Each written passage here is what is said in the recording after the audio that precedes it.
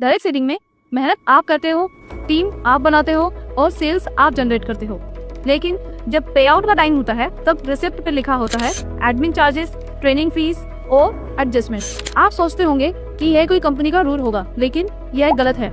आज हम रूल नहीं लॉ की बात करेंगे और इस वीडियो के बाद आप जान लोगे कि कौन सी डिडक्शन लीगल है और कौन सी इलीगल और कंपनी कब गलत कर रही होती है। सबसे पहले एक सिंपल रूल समझ लो, हर डिडक्शन लीगल नहीं होती और हर कंपनी रूल लॉ नहीं होता। डायरेक्ट सेलिंग में पे आउट डिडक्शन तभी लीगल होती हैं जब लॉ अलाउ करता हो, रिटर्न अग्रीमेंट में पहले से लिखा हो या फिर डिस्ट्रीब्यूटर को पहले से पता हो और वह डिडक्शन फोर्स्ड या हिडन ना हो। अगर इनमें से एक भी चीज मिसिंग है तो वह डिडक्शन इलीगल हो सकती है। सबसे कॉमन डिडक्शन टीडीएस डिडक्ट करना लीगल है एंड मैंडेटरी भी है। इनकम टैक्स एक्ट के अकॉर्डिंग अगर आप कमीशन अर्न कर रहे हो और आपकी ईयरली कमीशन 15,000 से ज्यादा है तो कंपनी को टीडीएस डिडक्ट करना ही पड़ेगा। टीडीएस रेट अगर आपने पैन कार्ड दिया है तो 2% और अगर नहीं दिया है तो यह 20% तक हो सकता है। लेकिन यहाँ एक इम्पोर्टेंट बात समझना जरूरी है, टीडीएस काटना लीगल है, लेकिन टीडीएस काटने के बाद उसे जमा ना करना यह इलीगल होता है। ऐसे में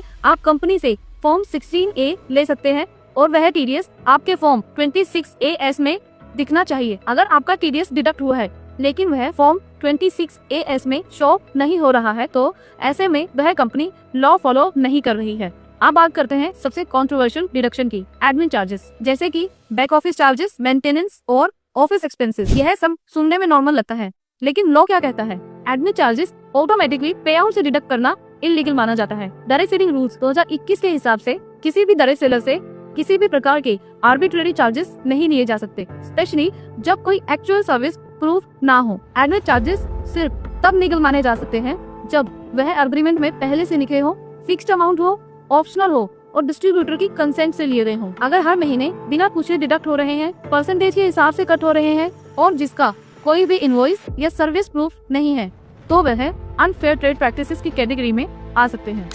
अब बात करते हैं ट्रेनिंग फीस पर। लॉ बिल्कुल क्लियर है, ट्रेनिंग वॉलंटरी होनी चाहिए, ट्रेनिंग के नाम पर फोर्स नहीं किया जाना चाहिए। ट्रेनिंग फीस इलीगल हो जाती है जब ज्वाइनिंग के टाइम पर कंपल्सरी हो, पे आउट से डायरेक्टली डिडक्ट की गई हो, बिजनेस सिखाने के नाम पर प्रेशर से ली गई हो। डायरेक्ट सेलिंग रूल्स का स्पिरिट ये है कि कंपनी प्रोडक्ट से कमाए, ना कि ट्रेनिंग फीस से।